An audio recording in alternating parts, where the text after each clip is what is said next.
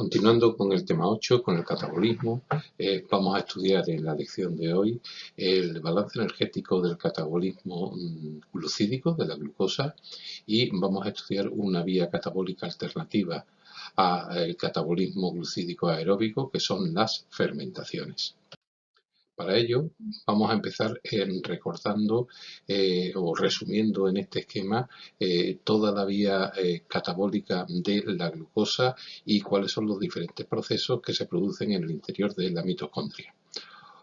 Recordamos que todo el proceso catalítico glucídico empezaba a nivel citoplasmático, en el cual íbamos a obtener ácido pirúvico, que lo tenemos aquí abajo, a partir del proceso anaeróbico catabólico de la glucosa que se denominaba glucólisis, por el cual una molécula de glucosa se transforma en dos ácidos pirúvicos, y ese ácido pirúvico iba a atravesar las dos membranas de la mitocondria, la membrana mitocondrial interna y la membrana mitocondrial externa, e iban a pasar al estroma, a la matriz mitocondrial. Igualmente ocurría con los ácidos grasos que provenían del catabolismo de los lípidos, de los triglicéridos en concreto, que se iban a transformar en acilcoenzima A, que iban a atravesar la doble membrana de la mitocondria, iban a ir al citoplasma, y en el citoplasma, gracias al proceso de la beta-oxidación de los ácidos grasos, se iban a transformar en acetilcoenzima A.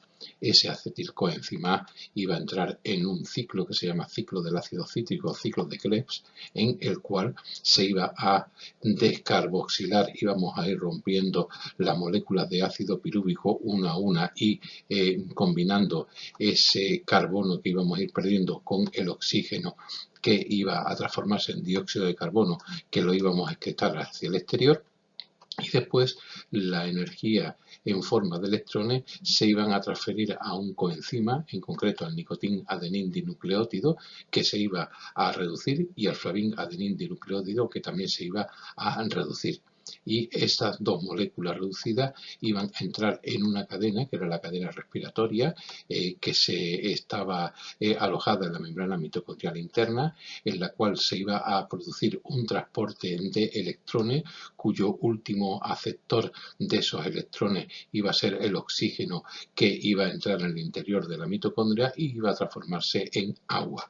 Por tanto, los productos metabólicos finales del ciclo del ácido cítrico iba a ser el dióxido de carbono y el agua. Y esa cadena de transporte electrónico, la energía que obtenían de ese transporte de esos electrones obtenidos del nicotín-adenín dinucleótido, se iban a gastar en bombear, en obtener un gradiente de protones, ya que los hidrogeniones iban a ser bombeados a la cámara externa de la mitocondria. Esa diferencia de gradiente osmótico iba a hacer que esos hidrogeniones pasaran por la partícula F, por la ATP sintetasa, que en cada giro iban a sintetizar una molécula de ATP que iba a ir hacia el exterior. Por lo tanto, en este proceso catabólico de la glucosa que hemos estudiado, fundamentalmente lo que íbamos a ver es cómo el ácido pirúvico y cómo los ácidos grasos se transformaban todos en acetilcoenzima A, que iban a ser finalmente degradados a energía en forma de ATP, a dióxido de carbono y a agua. Ese sería el resumen final de toda la actividad de las mitocondrias. Otro tipo de esquema, pero que nos dice exactamente igual. Vemos como este esquema empieza por la parte superior, por la glucólisis a nivel citoplasmático, en el cual la glucosa, con obtención con renta final de 2 ATP y de 2 moléculas reducidas de nicotín-adenín dinucleótido, se oxida a ácido pirúvico. Y ese ácido pirúvico sufre el proceso de decarboxilación oxidativa, que lo tenemos aquí puesto, y entra en el ciclo del ácido cítrico o ciclo de Krebs, que nos va a dar directamente moléculas reducidas, en este caso solamente detalladas, el nicotín-adenín dinucleótido y el flavin-adenín dinucleótido. estas dos moléculas reducidas, estas dos coenzimas reducidas, entran en la cadena respiratoria con los citocromos, con el coenzima Q, que iban a transportar esos electrones, y la energía que produce ese desplazamiento electrónico se gasta en obtener un gradiente de protones que finalmente la partícula F hace que se transforme en ATP y en agua. Aquí tenemos lo que sería el ciclo de Krebs, aquí sería lo que serían los procesos de transporte electrónico, y todo esto constituye la respiración celular que se produce fundamentalmente a nivel de la mitocondria. ¿Cuál es el balance energético neto de la respiración de la glucosa? Bueno, pues nosotros vamos a ir propiamente a lo que es el catabolismo. Existe una etapa preliminar, que es la descomposición de los polisacáridos en glucosa, que nosotros no vamos a contabilizar. Vamos a tener una primera etapa, como hemos dicho, que es la vía glucolítica, que es la transformación de la glucosa en pirúvico. Una segunda etapa, que es el ciclo del ácido cítrico, ciclo de Krebs, que se va a producir la decarboxilación oxidativa de todas las moléculas, primero del ácido pirúvico y después del resto de los metabolitos, hasta obtener dióxido de carbono y moléculas reducidas. Y la última fase, que es la fosforilación oxidativa, en la cual vamos a reoxidar esas coenzimas, y la energía que se libera se va a transformar en ATP y agua. ¿Cuál es el balance energético? ¿Qué cantidad de energía vamos a obtener? Es lo que vamos a ver ahora a continuación. Y para ello nos vamos a valer de este esquema. Vamos a ir viéndolo paso a paso y después pues sumaremos el total de moléculas que nos dan. Empezamos con una molécula de glucosa a nivel citoplasmático, la cual, gracias al proceso que hemos dicho, que es la glucólisis, se va a coger y se va a transformar en ácido pirúvico, en concreto 2 moléculas de ácido pirúvico, y si recordáis el proceso glucolítico va a tener un balance neto de 2 ATP, bueno, son 4 ATP, pero como gastamos 2 ATP iniciales en activarlo, pues el balance final serían 2 ATP y 2 moléculas de nicotina adenindinucleótido reducido. Esas 2 moléculas de nicotina adenindinucleótido reducido, una vez que entren en la cadena respiratoria, se van a transformar en 6 ATP. Luego, la primera parte, que es la transformación de la glucosa en ácido pirúvico, nos va a rentar 2 ATP y 2 moléculas reducidas. Ese ácido pirúvico va a sufrir un proceso de decarboxilación oxidativa, de tal manera que se va a transformar en 2 moléculas de acetilcoenzima A, y como es una decarboxilación oxidativa, vamos a obtener otras 2 moléculas de nicotina adenin-dinucleótido reducida, una por cada decarboxilación de cada ácido pirúvico. Y esas 2 moléculas de acetilcoenzima A, ya a nivel mitocondrial, van a sufrir su oxidación completa en lo que llamamos el ciclo de Krebs. Recordamos que en ese ciclo de Krebs se producían directamente un ATP. Como son 2 ciclos de Krebs, uno por cada acetilcoenzima A, vamos a obtener 2 ATP de renta y determinadas cantidades de nicotina adenindinucleótido y de flavina adenindinucleótido. En concreto, se obtienen 3 nicotina adenindinucleótidos reducidos en cada ciclo de Krebs, por lo tanto, en total serán 6, y un flavina adenindinucleótido en cada ciclo de Krebs, por lo tanto, en total los 2 ciclos de Krebs rentarán 2 flavina adenindinucleótidos reducidos.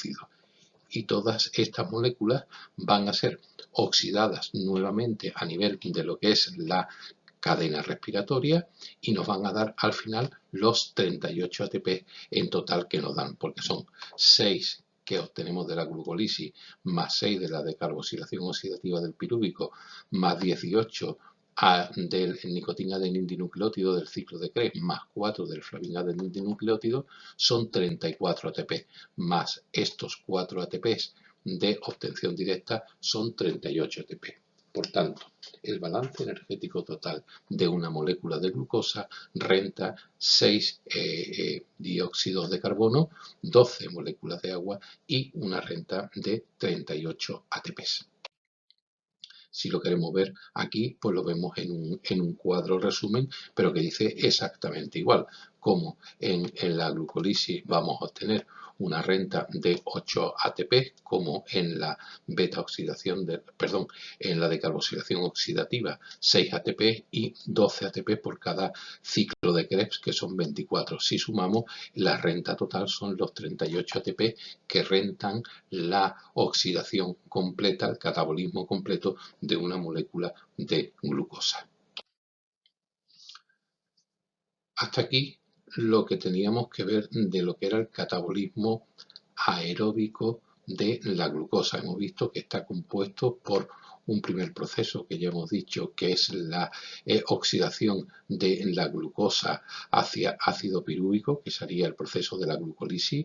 Hemos visto cómo el ácido pirúvico se decarboxila oxidativamente para darnos el acetilcoenzima A, y cómo ese acetilcoenzima A se introduce en la mitocondria y gracias al ciclo de Krebs y la cadena respiratoria se va a convertir, se va a oxidar completamente en energía, en ATP, en agua y en dióxido de carbono. Existe una segunda vía, una vía alternativa para cuando la célula está sometida a circunstancias de estrés y a circunstancias que demandan gran cantidad de energía.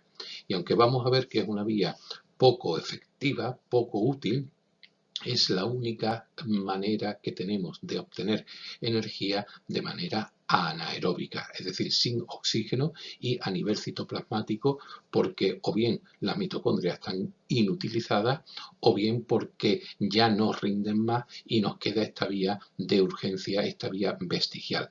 Estoy refiriéndome en concreto a la vía fermentativa, a las fermentaciones, que es esta segunda vía que se obtiene, que se realiza en el citoplasma celular a partir del ácido pirúvico y que tenéis aquí en este segundo lugar expuesto. Las fermentaciones, como he dicho ya, son procesos catabólicos anaeróbicos citoplasmáticos por los cuales se va a obtener energía gracias a unas reacciones de oxidorreducción que se van a dar en el mismo citoplasma celular y sin oxígeno. En este tipo de reacciones, el electrón va a pasar de una molécula orgánica a otra molécula orgánica más sencilla, que va a ser de último aceptor. No va a ocurrir como en la respiración, que pasábamos hasta el electrón hasta el oxígeno para que nos diera agua. En este caso vamos a pasar al último aceptor. Vamos a tener muy poca ganancia energética, exclusivamente la de la vía glucolítica, pero sí va a permitir regenerar el nicotín-adenín dinucleótido y de esa manera, en condiciones de necesidad, nos vamos a garantizar un mínimo de energía. Son residuos vestigiales, son reacciones que en su origen pues tuvieron mucha importancia biológica, puesto que era el único sustento energético que tenía la célula antes de que existieran las mitocondrias, antes de que existiera la respiración o en condiciones anaeróbicas, pero que hoy en día, pues si no fuera por los procesos fermentativos industriales que se utilizan o en determinadas circunstancias de mucha necesidad, no carecen de sentido metabólico adecuado. Tras la glucólisis, como hemos dicho, el ácido pirúvico que no va a la mitocondria para que se oxide completamente en la respiración, va a continuar su catabolismo sin oxígeno a nivel del citoplasma celular. Aquí una comparativa en la que os detallo las diferencias que hay entre las fermentaciones y las respiraciones. Ya hemos dicho que la fermentación va a ser un proceso parcial, es un proceso parcial porque la oxidación es parcial y se pasa de un compuesto orgánico, se oxida un compuesto orgánico a otro compuesto orgánico más sencillo. Es un proceso que podemos decir que está interrumpido. En cambio, la respiración, como ya hemos visto, es un proceso final, es un proceso total, es un proceso que finaliza en dióxido de carbono y agua. En la fermentación no hay degradación total y se va a obtener moléculas orgánicas. En cambio, en la respiración sí hay una degradación total de las moléculas y nos van a dar moléculas inorgánicas, dióxido de carbono y agua. En los procesos fermentativos lo que vamos a obtener es energía escasa pero muy útil porque solamente va a aparecer en aquellos momentos de máxima emergencia en los cuales pues necesitemos esa energía y no haya otra fuente de energía. En cambio, en la respiración va a ser un proceso en el cual vamos a obtener o se va a rentabilizar la energía al máximo. Las fermentaciones ya hemos dicho que se da sin oxígeno, son anaeróbicas y citoplasmáticas, las respiraciones se dan con oxígeno, son aeróbicas y mitocondriales.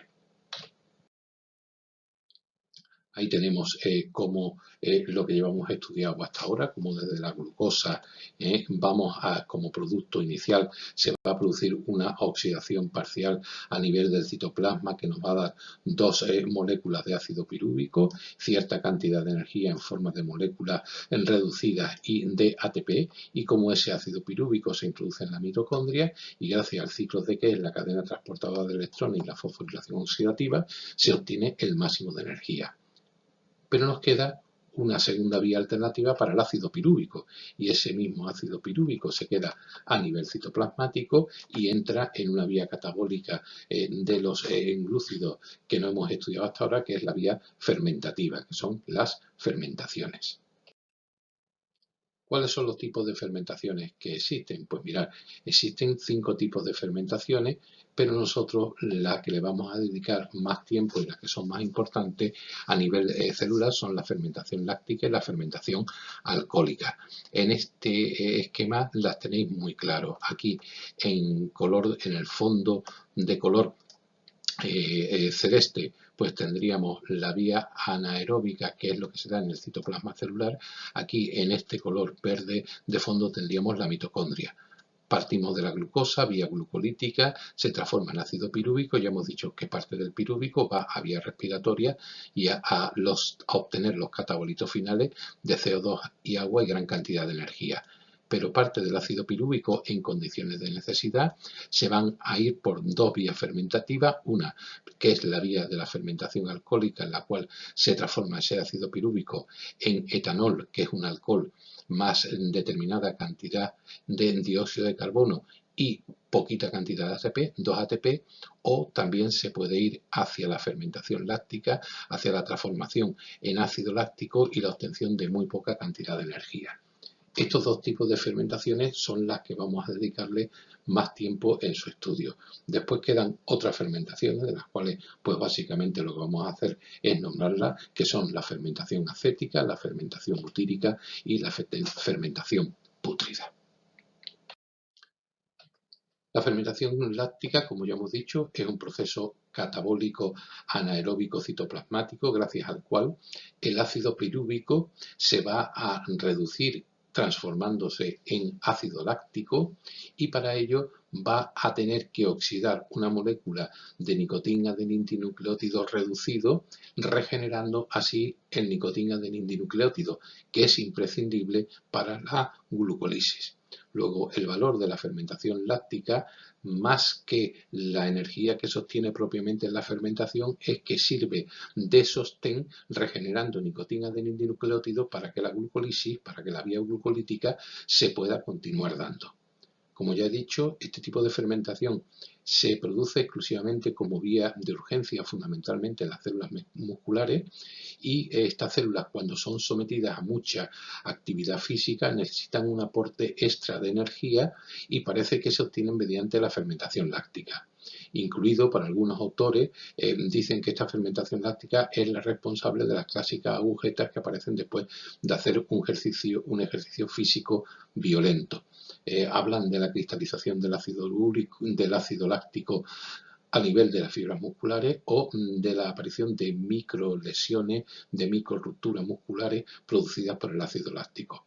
Ese ácido láctico que se produce a nivel muscular va a ser vuelto a oxidar a nivel hepático para dar nuevamente el ácido pirúvico. Esta fermentación láctica, aparte de las agujetas y de ser un tipo de obtención de energía extra a nivel de la célula muscular, no tiene mucha mayor importancia biológica. Sí tiene importancia desde el punto de vista industrial, porque gracias a las fermentaciones lácticas se va a obtener determinados productos como es el queso y el yogur. Gracias a unas bacterias que se llaman las bacterias lácticas, tipo Streptococcus thermophilus o los lactobacillus, van a ser los responsables de que esa leche o en esa leche se produzca una fermentación láctica y se produzca ácido láctico. Ese ácido láctico va a producir una bajada drástica del pH del medio y esa acidificación va a producir que se desnaturalicen algunas proteínas lácticas como la caseína y la lactoalbumina, y eso haga que la leche se coagule y se pueda obtener productos intermediarios como es el yogur o como es el queso. Aquí vemos el proceso bioquímico de la fermentación láctica. ¿Qué tenemos en este esquema? Pues en este esquema lo que tenemos es nuevamente un esquema de la glucólisis. Vemos como la glucosa, vía de las hexosas, se obtiene la glucosa 6-fosfato, que va a formar 3 moléculas de glicerol 3-fosfato, que se va a convertir en ácido 1,3-bifosfoglicérico gracias a la primera oxidación biológica, y que para ello necesitamos nicotina-adenin dinucleótido, que se tiene que ser oxida a nicotina-adenin dinucleótido reducido. Ese ácido 1,3-bifosfoglicérido termina oxidándose a ácido pirúvico y obteniendo 2 ATP y una molécula o 2 moléculas de nicotina-adenin dinucleótido. Ese ácido pirúvico puede ir a la respiración o, en el caso de la fermentación láctica, gracias a la enzima láctico deshidrogenasa, se va a convertir en ácido láctico. Y con ello, ¿qué vamos a obtener? Pues que ese nicotina-adenin dinucleótido reducido se vuelva a oxidar y se vuelva a producir nicotina-adenin dinucleótido oxidado. Eso va a permitir, va a garantizar que la vía glucolítica se siga produciendo, y eso nos va a rentar al final los 2 ATP, que como veis no son directamente del proceso de la fermentación, sino que es del proceso de la oxidación glucolítica de la glucosa. Ahí tenéis el proceso básico de la fermentación láctica. Por lo tanto, resumen del proceso metabólico: ¿dónde se produce? En el citoplasma celular. ¿Qué tipo de reacción es el que se produce? Pues una molécula de glucosa se va a transformar en 2 moléculas de ácido láctico. ¿Cuál es el significado biológico de la fermentación láctica? Pues fundamentalmente el objetivo es regenerar nicotina-adenin dinucleótido y no hay directamente ganancia de ATP que la de en la fermentación propiamente dicha, sino la ganancia del proceso glucolítico de la vía glucolítica final. Pero de esta manera nos garantizamos de que la vía glucolítica se dé de manera continua. La ecuación global sería: la glucosa nos va a dar 2 moléculas de ácido láctico y 2 ATPs. La fermentación alcohólica, que hemos dicho que también tiene importancia desde el punto de vista biológico, se produce tanto en células eucariotas como en células procariotas, y es un proceso catabólico mediante el cual las células obtienen energía de los glúcidos en ausencia del oxígeno. Como vamos a ver, es un proceso que se va a dar con mucha frecuencia en los jugos de frutas naturales que son ricos en glucosa. Cuando las condiciones son óptimas, existen una serie de levaduras, de bacterias que se van a reproducir y que sin oxígeno van a transformar en los azúcares de esas frutas que hemos dicho en ácido pirúvico gracias a la vía glucolítica, y ese ácido pirúvico posteriormente se va a reducir a etanol y dióxido de carbono, es decir, se va a producir una decarboxilación del ácido pirúvico, y finalmente ese compuesto, ese metabolito intermediario, se va a oxidar a una molécula de nicotina-adenin dinucleótido, regenerando el nicotina-adenin dinucleótido necesario para la vía glucolítica. Lo vemos claramente en este esquema bioquímico. Aquí os vuelvo a poner lo que sería la vía glucolítica, la glucosa que da el gliceraldehído 3-fosfato. Vemos cómo se oxida, primera oxidación biológica, ácido 1,3-difosfoglicérido, y se transforma en ácido pirúvico y obtenemos los 2 ATP. Este ácido pirúvico en la fermentación alcohólica va a producir inicialmente una decarboxilación, va a perder una molécula de dióxido de carbono y se va a convertir en acetaldehído, que como veis aquí claramente tiene solamente 2 átomos de carbono. Y ese acetaldehído es el que posteriormente se va a oxidar a etanol y vamos a conseguir regenerar, ya que para que se produzca esta oxidación el nicotín-adenín dinucleótido reducido tiene que pasar a nicotín-adenín dinucleótido oxidado, que es la base para mantener la vía glucolítica abierta.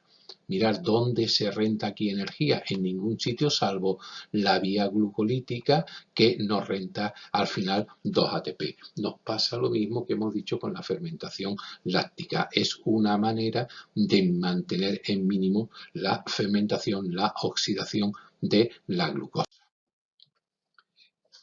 En este proceso, fundamentalmente, tiene importancia industrial porque es gracias al cual se van a obtener todas las bebidas alcohólicas.